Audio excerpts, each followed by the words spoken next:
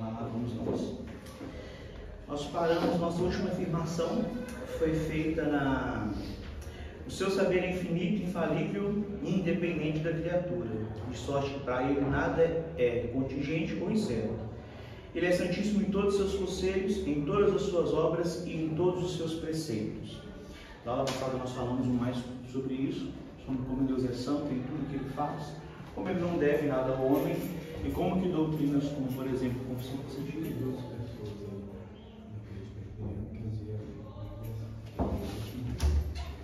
Sejam muito bem-vindos. Nós falamos sobre a confissão de fé de Westminster, fazendo uma série de estudos, tá bom? Paramos na parte 2, aprendemos já sobre o primeiro capítulo, no segundo capítulo, e estamos discorrendo sobre essas afirmações e comentando um pouco sobre elas. Então, só para a gente entrar naquilo que a gente estava na última aula, então aprendemos que para Deus nada é incerto, que Ele tem domínio e que Ele faz sobre o quê. E quando a gente conhece o Deus que a gente adora, quando a gente conhece o Deus que a gente serve, a gente passa a ter um relacionamento melhor. Da mesma forma, quando vamos relacionar com pessoas que nós não conhecemos, é um pouco estranho, é um pouco complicado até a gente entender como a pessoa é, como que fala, como que faz, como que age. Com Deus é um relacionamento diferente. E muitas das vezes as dificuldades que nós temos em compreender as doutrinas, as dificuldades que nós temos em nos relacionar com Deus, escora-se muitas vezes nos fatos que nós não conhecemos a Deus. A gente tem um Deus cultural, que é o Deus que a gente aprendeu com nosso pai, Deus que a gente aprendeu com nossa tia, um Deus que a gente vê as pessoas falando sobre ele, um Deus que ouve uma pregação, uma denominação, de outra, lê um livro aqui, um outro ali, mas nunca um estudo sistemático sobre Deus. Então nós temos vários pontos, como se cada vez que a gente tivesse comentado um pouco sobre esse Deus, um quebra-cabeça de várias peças, a gente tenta montar um Deus que esse quebra-cabeça, a gente acaba não entendendo, muitas vezes fica confuso e até se afasta. Então nós aprendemos que doutrinas como confissão positiva não fazem nenhum sentido. Quando a gente tem um Deus que determina todas as coisas, que governa todas as coisas, que tem autoridade sobre todas as coisas e faz o que Ele quer, quando Ele quer, sem precisar do conselho do homem. Então, por mais que essas doutrinas se apresentam muito bem, se apresentam mal, se apresentam como não, mas é porque a palavra tem poder, porque o homem foi criado à imagem e semelhança de Deus, porque Deus não quer que o homem sofra, tem toda aquela roupagem muito bonita. A gente muitas das vezes acaba caindo nisso, ou pessoas acreditam que vão determinar, e as coisas passam a não acontecer, e elas se decepcionam com Deus, porque essas coisas não ocorreram conforme eles queriam que fossem. Só que o problema nunca esteve em Deus. O problema sempre se escorou no fato de que nós não conhecemos a Deus como deveríamos. Então, quando conhecemos dessa forma, a gente evita esse tipo de situação e vai se aprofundando no conhecimento de Deus, se aprofundando no relacionamento com Deus. E essa que é a grande finalidade de estudar as Escrituras. A gente não conhece para dizer, não estuda para dizer que conhece mais que alguém, a gente não estuda para dizer que é mais santo que alguém, a gente não estuda para dizer que é melhor que alguém, nós estudamos para termos um relacionamento com Deus mais íntimo, um relacionamento com Deus mais próximo.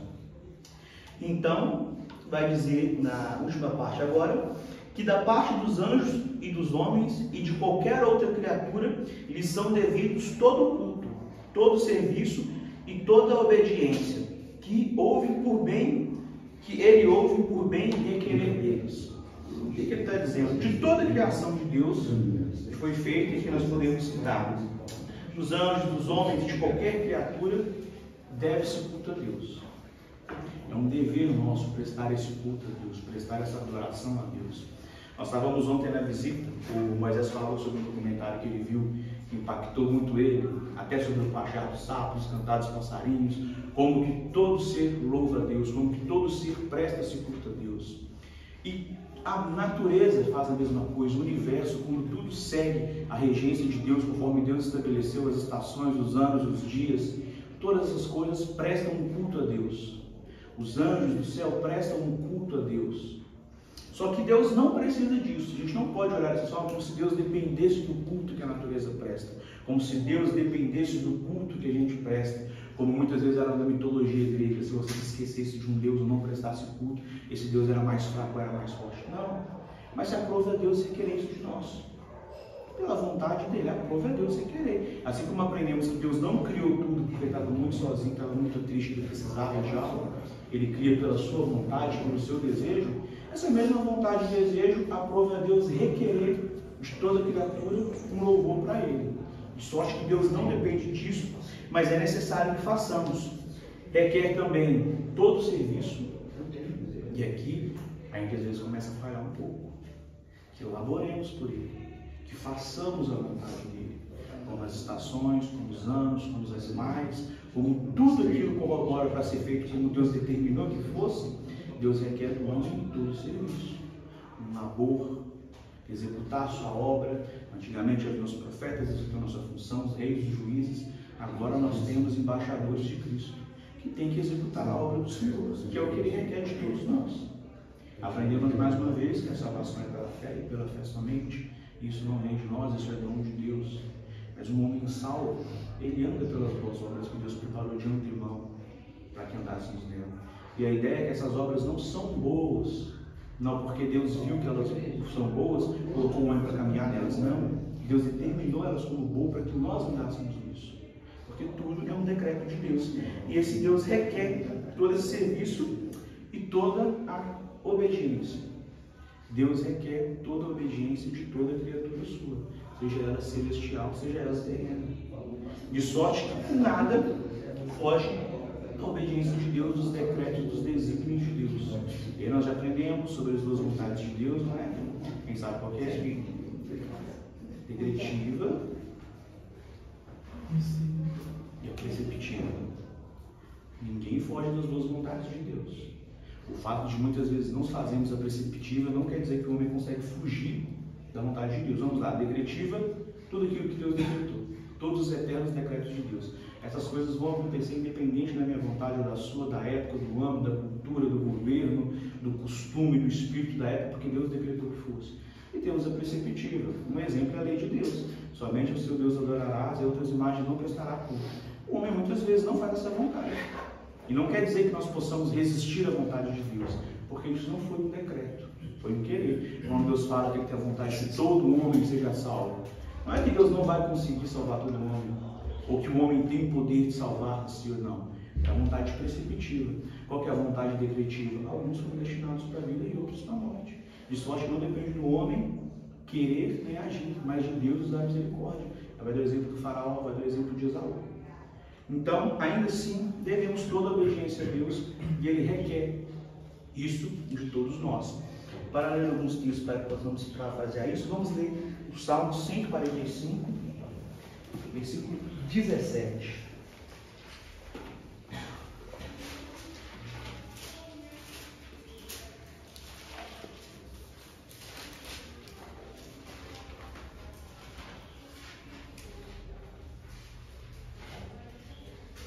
No pedir a Janete para ler para a gente. Divulgarão a memória de tua muita bondade e com júbilo celebrarão a tua justiça. É Salmo 145, versículo 17. 145, versículo 17. Ah, tá, eu li o 7. Justo é o Senhor em todos os seus caminhos, benigno em todas as suas obras. Então, passamos sobre isso. Deus é justo em tudo que Ele faz. E aprendemos que não há nenhuma injustiça da parte de Deus. Porque não há nada que nós possamos requerer de Deus. Já passamos sobre isso em outras aulas. Jó, quem me deu alguma coisa primeiro para que eu tenha que restituir? Ou quem me deu conselhos quando eu criava, fazia toda a criação? A ideia é de que Deus não deve nada para o homem. O conceito de injustiça, ele se baseia quando lhe é negado algo que é devido. Isso é que é injustiça. O seu patrão não paga o seu salário após você trabalhar um mês todo, é injustiça, porque o seu salário é devido. Se você tem X folgas semanais e seu patrão não dá, é uma injustiça, porque você tinha direito àquilo. Se você tem algum auxílio do governo que lhe é devido e você não recebe, é uma injustiça. Só que o conceito é que Deus não deve nada para o homem. Para que alguma coisa que Ele faça, a gente possa atribuir injustiça da parte de Deus. Ainda que aprendemos que os caminhos não sejam aqueles que nós queremos, ainda que os caminhos não sejam aqueles que nós gostamos, que nós almejamos ou que nós vemos virtudes, Deus não deve nada para a gente, para que as coisas sejam feitas conforme a nossa vontade. E aprendemos que ninguém é uma promessa de Deus, que Ele vai fazer aquilo que a gente quer, que a gente possa voltar. Olha, Deus, mas você me prometeu assim, assim, assado. Mas aprendemos que Deus nunca prometeu a salvação de todos os homens. Então, quando dizemos que Deus é mau porque podemos salvar todos os homens, Ele não salva, a ideia de Deus nunca prometeu isso. Isso nunca foi uma promessa de Deus. Quando falamos de uma não salvação de uma nação inteira, Deus nunca prometeu essas coisas. Então, quando vamos conhecendo a Deus mais uma vez, vamos entendendo que há coisas que não fazem o menor sentido. Porque o prisma está errado. prisma está equivocado, a forma que nós vemos está equivocada porque muitas vezes estamos baseados na cultura da época, na cultura local, nas tradições e não no que a Escritura ensina sobre Deus. Então, vamos ver também o Romanos, capítulo 7, versículo 12. Que já lama para a gente.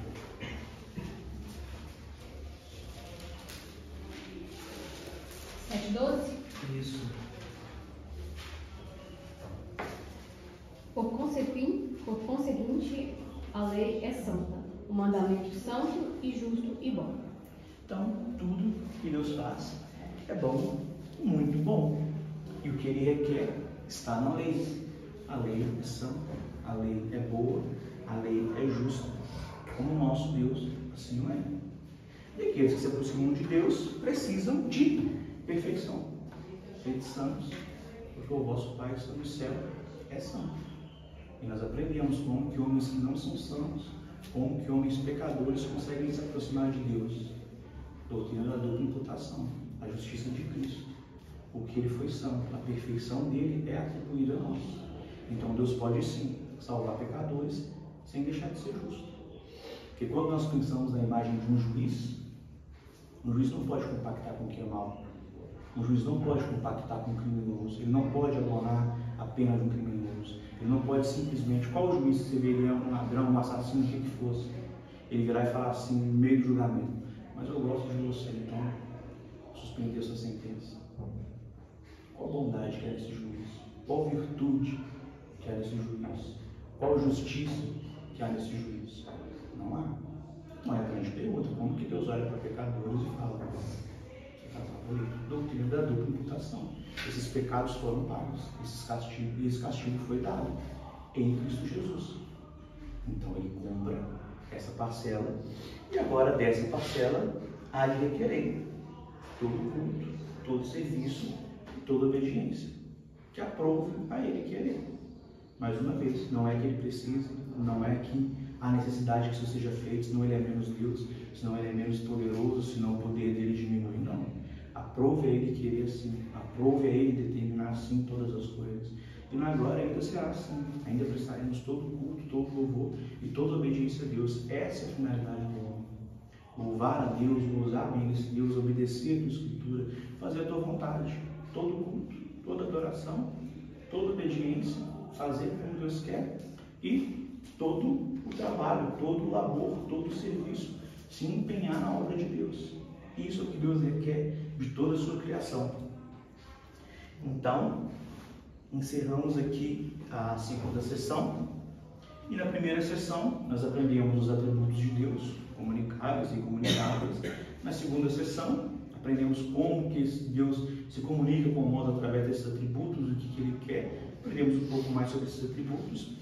E agora, na terceira sessão, vamos falar um pouco de Trindade. Nós aprendemos que é um assunto um tanto quanto complicado, um tanto quanto delicado, porque não há essa expressão, uma sessão dedicada à Trindade. Mas estudando a Bíblia, a gente começa a entender como ela funciona. Há um tempo atrás a gente deu uma aula, teve uma afirmação que eu falei que era um pouco perigosa. Não é 100% incerta, mas era um pouco perigosa. Quando falamos de Trindade, eles falam, mas ninguém sabe o que é Trindade, nem os melhores teólogos. Eu falei, é afirmação um pouco perigosa, porque se eu não sei o que é, eu não posso afirmar o que é. Então, que qualquer um falar sobre Trindade é passivo de verdade, porque ninguém sabe o que é Trindade. E não é. Nós sabemos que é Trindade. Nós não compreendemos em exaustão. Ninguém vai dizer que compreende exaustivamente a Trindade. Isso é um fato. Ninguém vai dizer que pode discorrer sobre a Trindade perfeitamente, ou que entende como um Deus, três pessoas habitam um Deus. Isso de fato é complicado, mas nós sabemos como se dá a Trindade. Um dos exemplos é que não há três deuses. Há um só Deus e três pessoas nessa deidade. Se eu digo que eu não sei o que é Trindade, é possível que hajam três deuses, simplesmente porque eu não sei o que é. Nós sabemos que não há nível hierárquico, não é que Deus Pai é quem manda, Deus Filho ali está no segundo lugar, e o Espírito Santo é o terceiro escalão. Os três são deuses e plenamente deuses. Mas quando eu afirmo que eu não sei o que é Trindade, se alguém fizer um escalão, eu não posso combater. Eu estou dizendo que eu não sei. Como que eu vou combater? Não. Nós não sabemos exaustivamente. Mas a Bíblia nos apresenta sobre a Trindade. Lendo a seção 3, vai dizer: na unidade da divindade há 3 pessoas, de uma mesma substância, poder e eternidade. Deus o Pai, Deus o Filho e Deus o Espírito Santo. O Pai não é de ninguém, não é gerado, nem procedente. O Filho é eternamente gerado do Pai. E o Espírito Santo é eternamente procedente do Pai e do Filho. Vamos ler 1 João, capítulo 5, versículo 7. Eu vou pedir o Gilson para ler para a gente.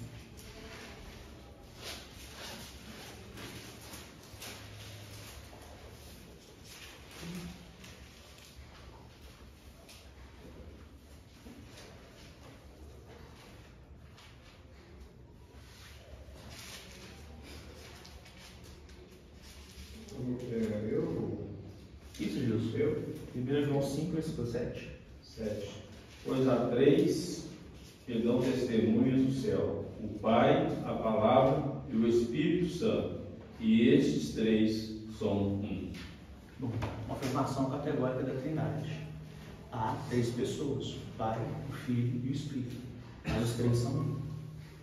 Então, se a Escritura é a palavra de Deus, se a Escritura é infalível, a Escritura revela o que Deus é e a vontade de Deus, nós temos a primeira, não em ordem cronológica, mas a primeira menção da Trindade que nós estamos vendo no estudo.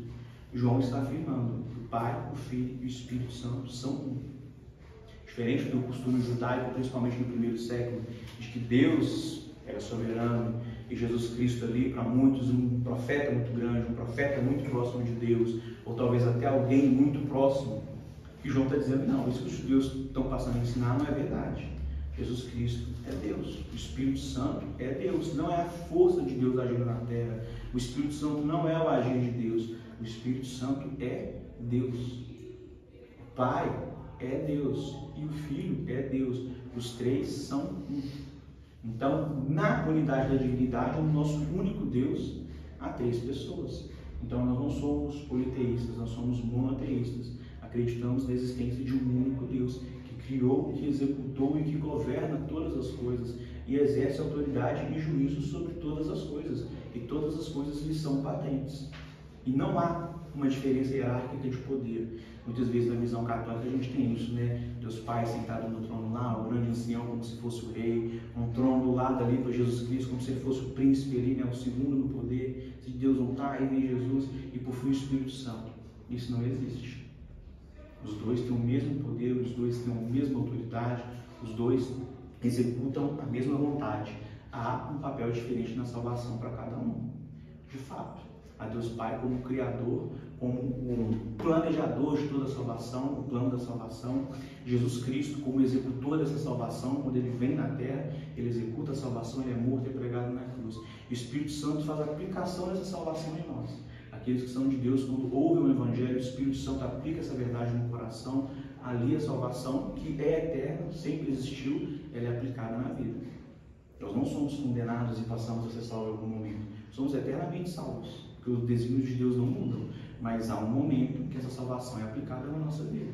Algumas pessoas nascem salvas, a crianças de berço, outras são depois de um tempo, outras são na velhice, outras são pouco antes da morte. Alguns precisam passar por algumas situações específicas, outros nem tanto, alguns na dor, algum na amor. Deus tem um projeto para cada um, um plano para cada um. Mas é pelo Espírito Santo que se dá essa aplicação da salvação, porque a própria Trindade fazer assim. E não há maior poder porque um executou, não há maior poder porque alguém aplicou, não há maior poder porque alguém planejou, porque os 3 gozam do mesmo poder, do mesmo critério, da mesma divindade. Os 3 são Deus. Esse é o atributo. Os 3 são Deus, que são da mesma substância, poder e eternidade. Então vai dizer que Deus Pai, então, o Pai não é de ninguém, não é gerado nem procedente. Nós aprendemos isso, até que para afirmação. Deus não existe, Deus é. Se Deus existisse, em algum momento ele teria que passar a existir. Mas esse conceito não existe para Deus. A terra existe, eu existo, os anjos existem, toda a criação existe. Em algum momento Deus decretou que elas existissem. Mas Deus não. Deus é eterno, desde sempre para sempre. Não é que Deus surgiu em algum momento, então Ele é eterno e agora nada pode acontecer. Não, Deus sempre existiu. Ainda que esse conceito não entre na nossa cabeça, ainda que seja difícil para o ser humano imaginar, Deus é. Ele é Deus, a expressão do eu sou. Sempre foi, não foi criado, não foi gerado. Ele sempre existiu antes do nada. Porque se o nada existisse antes de Deus, então há algo antecessor, não é? Antes que houvesse nada, já existia Deus. Ainda que a nossa cabeça deu um nó para compreender, mas antes do nada, Deus já existiu. Não houve um momento em que Deus não existiu. Não há um momento que Deus vai deixar de existir. Ele é eterno, desde sempre e para sempre. E vai dizer que ele não é gerado e nem procedente. Ou seja, ninguém criou, nem ele veio de ninguém. Ele é autoexistente. Esse é Deus. Já o Filho vai dar uma outra afirmação. O Filho é eternamente gerado do Pai. Então o Filho foi gerado do Pai. Isso é uma afirmação da Escritura. Mas é eternamente gerado. Como assim? Não teve um momento em que o Filho foi gerado. Ele sempre foi gerado com o Pai. Assim como Deus sempre existiu, o Filho sempre foi gerado dele. Não houve um momento que o Filho foi gerado do Pai. Ele sempre foi gerado. Aí mais um mistério da Trindade. Que nesse ponto podemos dizer que a nossa cabeça dá um nó para entender. Quando eu digo que nós não conseguimos compreender exaustivamente, é isso. O Filho de fato foi gerado, mas eternamente gerado. Desde sempre e para sempre. Aí eu vou pedir agora para a gente ler João, capítulo 1, versículos 14 a 18. Eu pedi um exército para ler para a gente.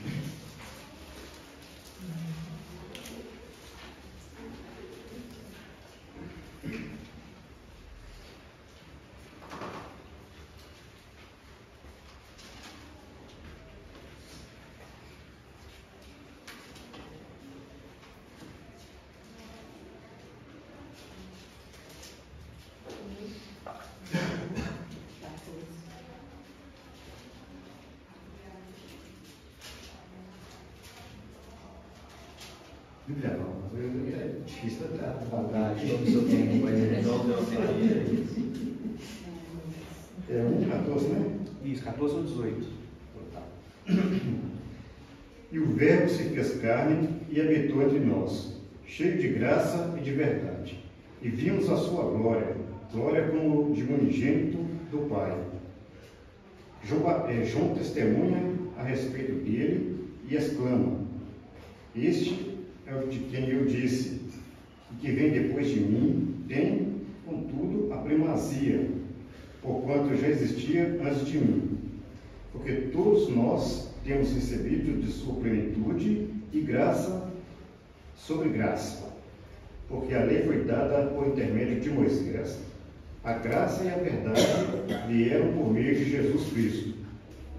Ninguém jamais viu a Deus, o Deus unigênito, que está no seio do Pai, é quem o revelou. Então, mais uma afirmação de João sobre a Trindade. Nós aprendemos que num conceito judaico, o Mashiach, o Messias, o Redentor, ele seria um homem comum. Na cabeça deles, como Moisés foi um homem comum, que Deus aprove se usar disso. E ele governaria sobre todas as nações com certo. O que João está trazendo aqui, dizendo que, peraí, esse Jesus, ele não é só um homem, ele é um Deus homem. Ele não é um homem normal que nasceu em semelhança de Moisés, em algum momento Deus usou dele como uma ferramenta, como foi com os profetas, como foi com os juízes, como foi com os reis. Davi era um homem comum, como todos nós, gerado no pecado, e que em algum momento Deus se aprova usar dele. A prova é que pecou durante sua vida. Moisés também, Abraão, Isaac, Jacó, os patriarcas, todos esses eram homens comuns. Como nós assim somos, nascidos em pecados, e a prova é Deus te usar. Cristo não é assim. Isso que ele está dizendo, não é que Deus, em algum momento, eu vou pegar um homem aqui para ser meu filho, e vai ser Jesus Cristo. Não. Ele sempre foi gerado. João diz, antes de mim ele já existia. Ele estava desde o princípio, o Verbo estava com Deus, e o Verbo era Deus. Era Deus. Ele não está dizendo que, quando Deus começou a criar, então, a primeira coisa que ele criou foi Jesus.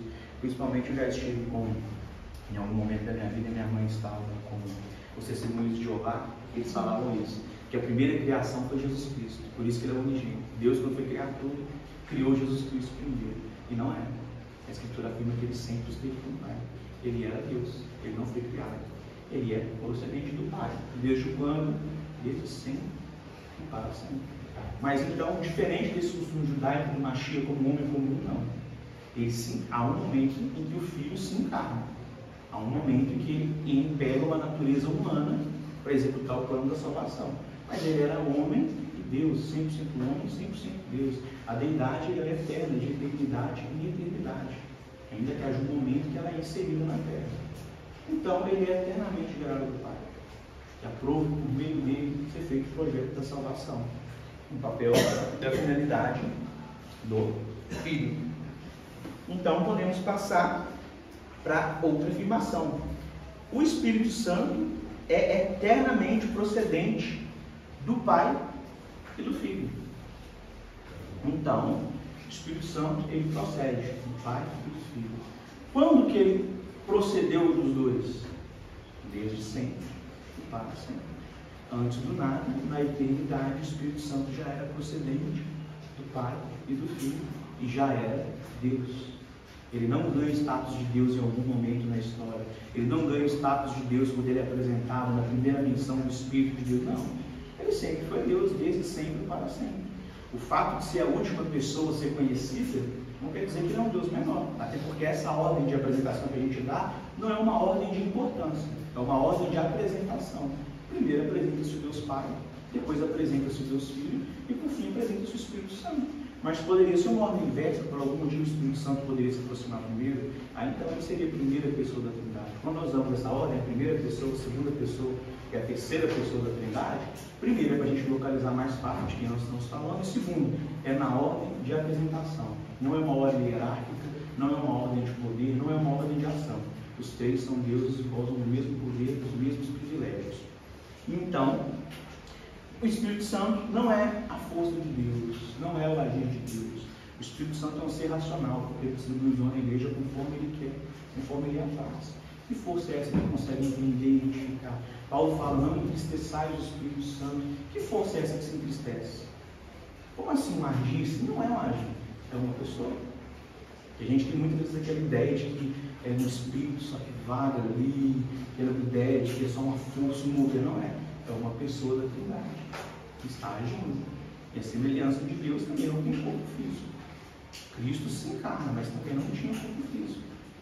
Então nós vamos aprendendo que é eternamente gerado. E vamos ler João mais uma vez. Agora no capítulo 15, no versículo 26. A gente pode até falar aqui de João, apóstolo da Trindade. Escrevendo tudo. No versículo 26. De Rafael para ler para a gente. Quando, porém, vier o Consolador, que eu vos enviarei da parte do Pai, o Espírito da verdade, que dele procede, esse dará testemunho de mim. Vai ler o 27 também. E vós também testemunhareis, porque estáis comigo desde o princípio. Quando vier o Consolador, e o Espírito Santo de Deus, Cristo que virá para mim, há uma finalidade. Olha a finalidade dele aqui. Ele vai testemunhar sobre Cristo Jesus. Então, há um papel a ser executado. Lembra que eu falei, cada um tem um papel diferente? Deus Pai tem o papel de Criador, o Filho executor da salvação, o Espírito Santo aplicando essa salvação. Por quê? E nós testemunharemos também, por esse Espírito Santo vier. Lembra? Todo custo, todo serviço e toda a obediência. Então, mais uma vez, a ordem que a confissão de fé ela vai se discorrendo não é uma ordem aleatória. A gente precisa compreender a doutrina anterior para ter uma maior compreensão do que está vendo agora. Então, chegamos a essa conclusão sobre a Trindade.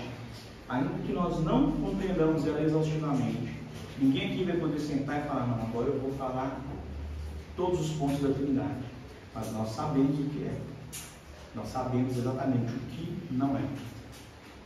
Então nós temos a certeza que o nosso Deus é único. Há três pessoas na unidade da divindade. Nós temos o Deus Pai, que não existe, que é desde sempre e para sempre. Nós temos o Deus Filho, que ele procede do Pai desde sempre e para sempre. Ele foi gerado do Pai Quando? Desde a eternidade. E por fim temos o Deus, Espírito Santo, que é procedente do Pai e do Filho, desde sempre e para sempre. Então, não pode ser afirmado, você não fala, não é Deus Pai, Deus Filho e Espírito Santo. Não, Deus e Espírito Santo também é Deus. Inclusive, essa bundinha, a gente tem esse costume de acreditar numa ordem de relevância e não é. Então, nós podemos orar o Espírito Santo? Não. Mas por que não? É um pecado grave? Não, porque é uma ordem para que as coisas sejam feitas. Nós oramos ao Pai, porque assim estabeleceu, no nome do Filho. Nós não pedimos o nosso nome, não acho que nós vamos justificar agora, nós podemos, que a ordem é essa. Ora seu Pai, em nome do Filho, através do Espírito Santo, que faz essa intercessão. Quer dizer então que a ordem de importância? Não, Deus determinou assim. Poderia ter uma ordem diferente. Orem ao Espírito em nome do Pai e no meio do Filho. E seria tão santo e sagrado quanto, porque os três são Deus, os três gozam do mesmo privilégio, poder e ação. Mas Deus determinou que fosse assim. Como determinou a criação das coisas, como determinou as estações do ano, como determinou que todos os homens, os cabelos que nós vamos ter, o que vamos deixar de ter, se é homem, se é mulher, Deus determinou todas as coisas, Ele também determinou assim. Então, a gente muitas vezes acredita que a gente tem um relacionamento pouco com o Espírito Santo. A Ana vez falou sobre isso. Parece que nós damos pouca importância para o Espírito Santo e mais importância para Deus e para o Filho. E a verdade é, ou você dá importância para Deus, a três pessoas dão ou não. Não tem como eu ser muito próximo do Deus Pai, ser muito próximo do Deus Filho, mas ser um pouco afastado do Espírito Santo ali. Não tem como. Porque os três são Deus, os três são um. Ou nós estamos bem com todo mundo, ou nós estamos mal com todo mundo. Não vai chegar na salvação e falar assim, eu estava mó bem com Deus Pai e com Deus Filho, mas eu estava muito bem com o Espírito Santo, não, cara, eu nem fui salvo. Ou falar, nossa, Espírito Santo e Jesus, eu sou muito próximo, mas eu tenho um problema com Deus Pai, não tem como. Ou nos relacionamos plenamente com os três, porque os três são um, ou nós não nos relacionamos com ninguém e acreditamos que estamos nos relacionando. Porque não é, porque todos os três requerem todo culto, todo serviço e toda a obediência. Então, o fato de que nós muitas vezes nas orações não oramos ao Espírito Santo ou não cantamos ao Espírito Santo, não quer dizer que ele não está sendo adorado. Porque quando louvamos a Deus, louvamos a verdade. E fazemos isso porque o próprio Espírito Santo habita em nós. Se esse Espírito Santo não estivesse habitando um crente, vai para mim, nós estaríamos louvando a Deus, nós estaríamos levantando um domingo chuvoso para estar aqui numa sala com moradia, aprendendo sobre Deus. A gente não estaria preocupado com o culto de domingo, não estaria preocupado com o peso dos nossos pecados, viveríamos como os ímpios vivem, como se tudo estivesse muito bom, como se tudo estivesse muito bem.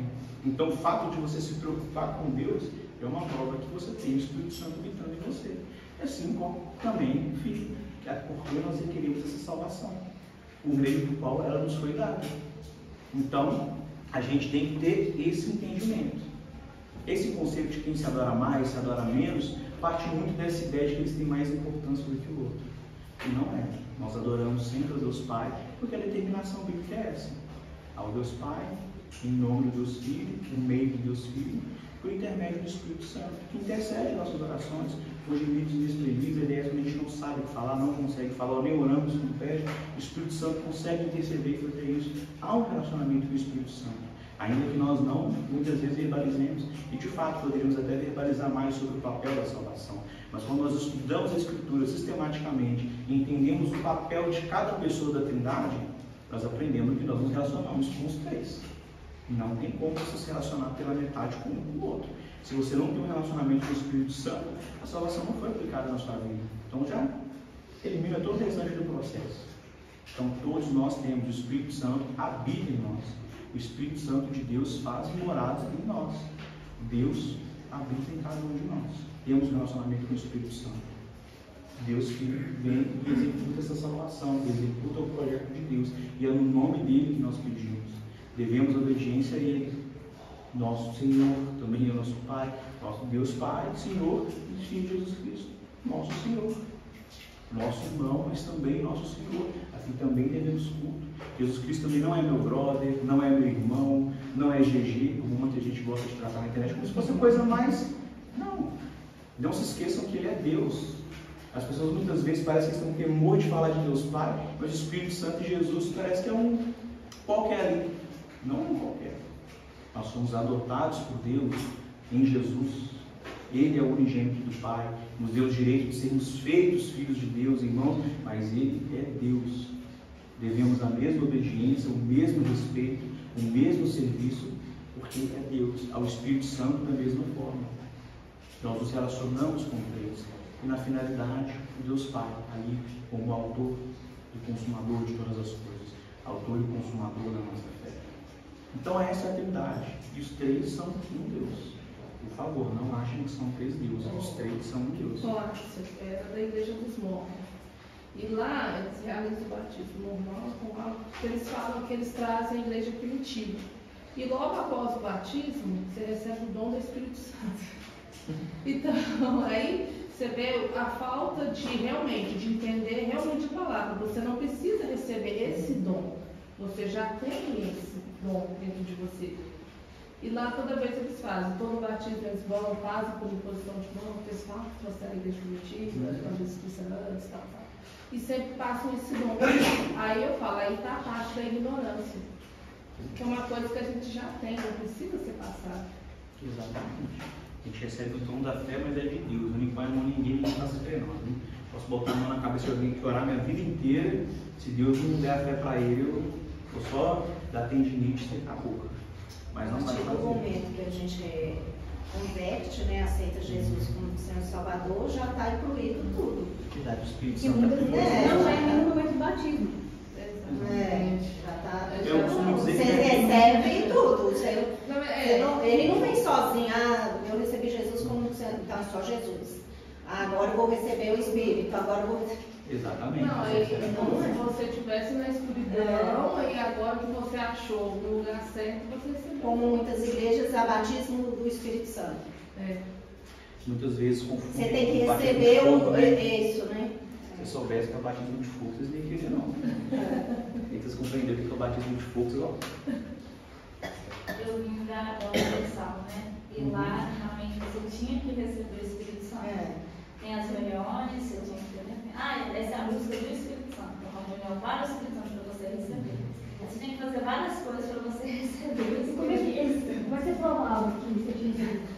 Não sei. Aí era assim, você vai saber. Quando você receber, você vai sentir. Vocês começam a falar em línguas também. Isso. Acontece.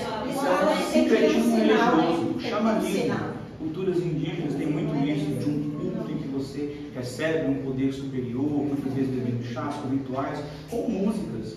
E essas tribos, regiões mais tribais, acreditavam que ali você recebia um dom sobrenatural. Então há um sincretismo religioso que infelizmente muitas das vezes é feito e passa a acreditar nisso. Não é? Na verdade, o Espírito Santo, eu costumo dizer que é a primeira pessoa da Trindade que nós temos contato. Apesar de ser a última a ser apresentada, é a primeira que do pecado é o Espírito Santo. Exatamente, que vai convencer um homem do pecado, do engano e do juízo. Então, antes de nem nós professarmos a nossa fé, na verdade, a profissão da fé é posterior à conversão. Você tem que crer, converter. Quando você se dá conta disso, de fato, que você é um pecador, que Deus é justo, que há salvação, ali o Espírito Santo aplicou essa verdade na sua vida e ele habita em você.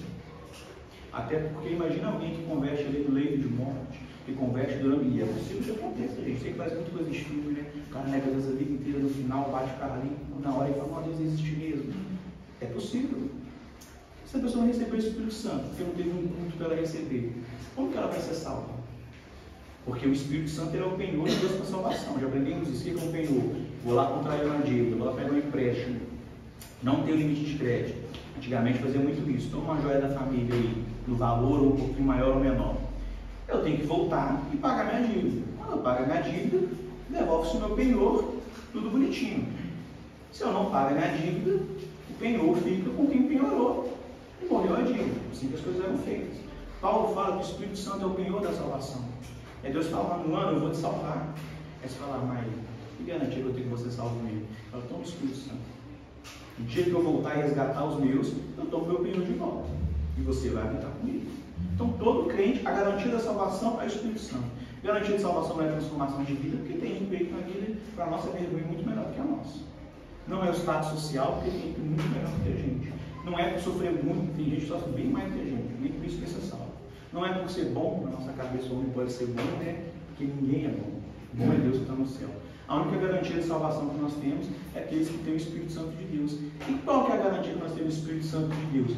Não é pular, não é rodar, não é girar, não é falar em línguas, não é chorar, não é tremer. A garantia de que nós temos do Espírito Santo de Deus é que nós reconhecemos que Jesus Cristo é o Senhor, que Deus Pai criou todas as coisas, que nós somos pecadores.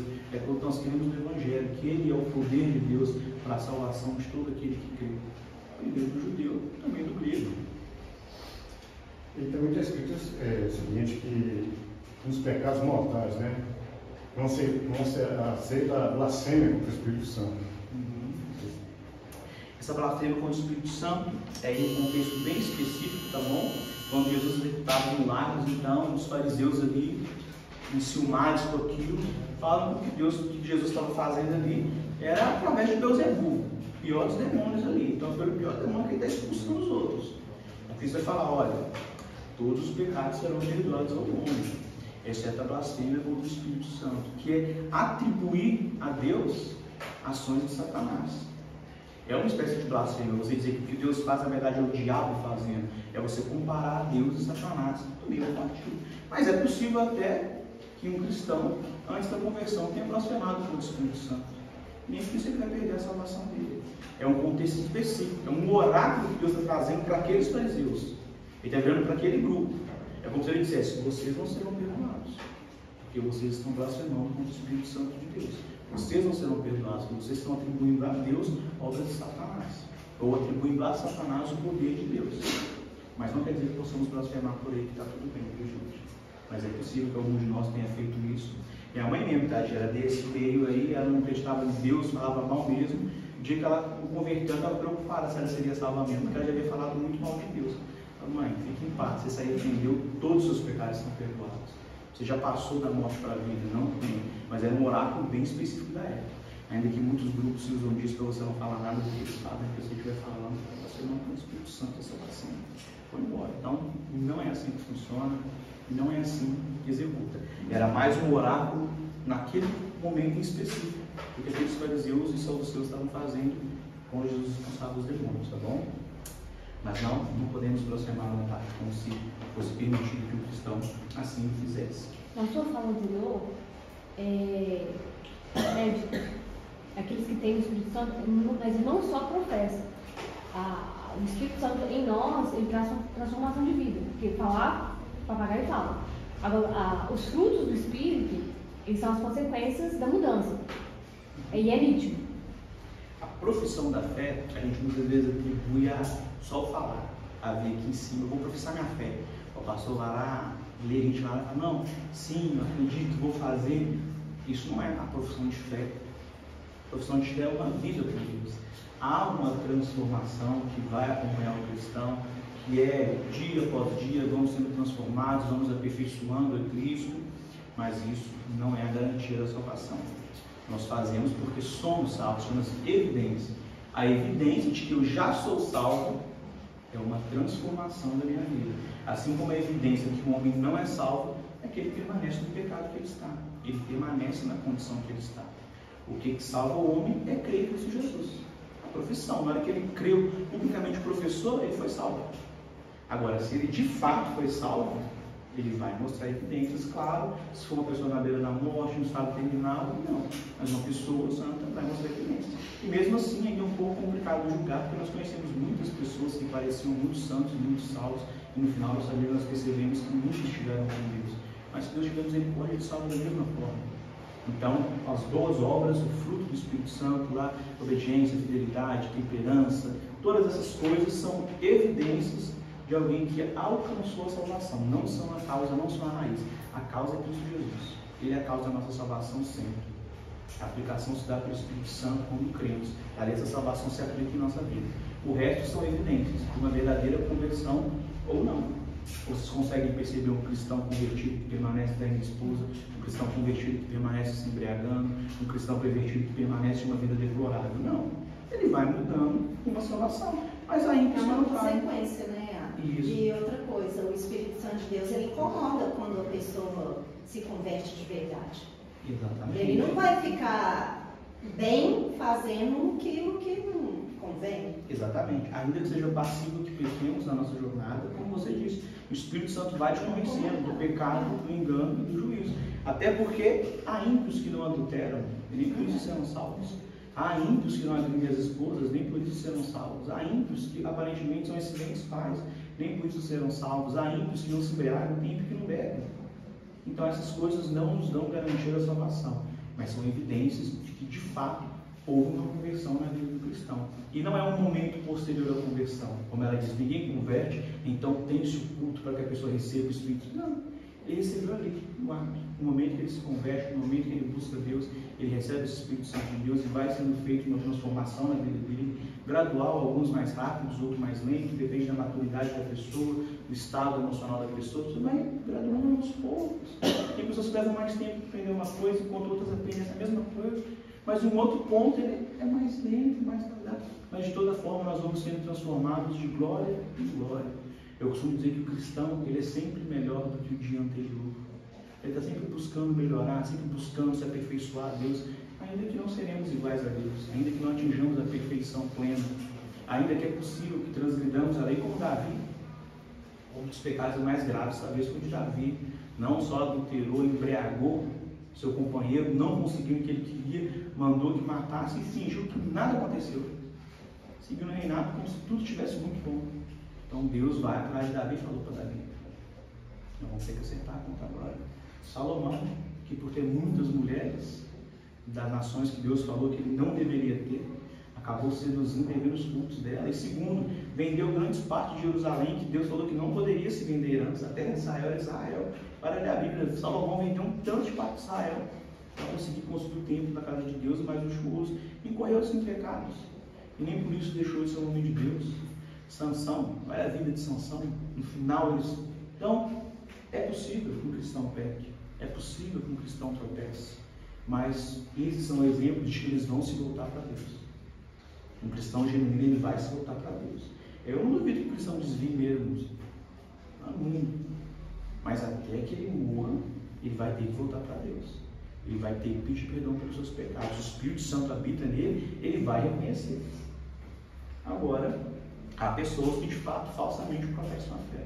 Falsamente dizem que são cristãos, falsamente vêm, negociam com a igreja, fazem um grande comércio, um grande estandarte, se projetam carreiras pessoais e quem somos nós para dizer alguma coisa? O fato é que um dia o grande juiz vai estar aqui. E ele vai dizer para alguns: vindo benditos de meu Pai, enquanto para outros vai dizer: malditos a parte de mim que eu não os conheço. Isso aí é Deus que decreta, isso é Deus que determina, e ele não deve nada a ninguém. Ele faz como ele quer, da forma que ele quer, do jeito que ele quer, porque ele é Deus, porque ele é o autor e consumador de todas as coisas. Então, é isso que nós aprendemos nessa sessão. Na próxima aula, se o Gustavo não finalizar o capítulo 1, a gente começa o capítulo 3, que é sobre os eternos decretos de Deus. Então nós aprendemos mais uma vez a ordem. Primeiro nós aprendemos sobre as Sagradas Escrituras. Mas por que primeiro das Escrituras e não de Deus? Pode parecer até um pouco complicado, não tem que aprender de Deus primeiro. Deus é mais importante que a Escritura. Mas o que nós sabemos de Deus é o que a Escritura revela dele. Não existe uma revelação particular do ser de Deus para ninguém. Houve, conforme a Escritura foi sendo escrita, foi surgindo, haviam revelações particulares de Deus para uma nação, para um povo, para um profeta. Então esse profeta externava isso de Deus. Hoje não. Então nós precisamos saber o que é a Escritura de Deus, o que é o cânon, o que é sagrado, o que é inspirado ou não. Porque a nossa fé está dentro daquilo que a Bíblia ensina. Paulo diz: ainda que um anjo pregue um evangelho fora do que foi anunciado, seja anátema, seja maldito. Então precisamos entender o que é a Escritura, a importância da Escritura e o que de fato é a Escritura de Deus, o que ela revela de Deus. A partir do momento que nós entendemos a Escritura, agora podemos estudar sobre Deus, porque tudo que nós sabemos de Deus está encarcerado dentro da Escritura. Não há revelação externa, não existe nenhum pergaminho que vai se achar daqui a algum tempo trazendo uma revelação diferente, não tem tradição que traz, não. O que nós sabemos de Deus, o que define Deus, é o que está na Escritura. E agora aprendemos sobre Deus, sobre seus atributos, suas comunicações, vamos aprender depois os decretos de Deus. E precisamos conhecer a Deus para entender os seus decretos. Então, mas é algo que fica para a próxima aula. Nós estamos dispensados e Deus nos abençoe mais uma semana.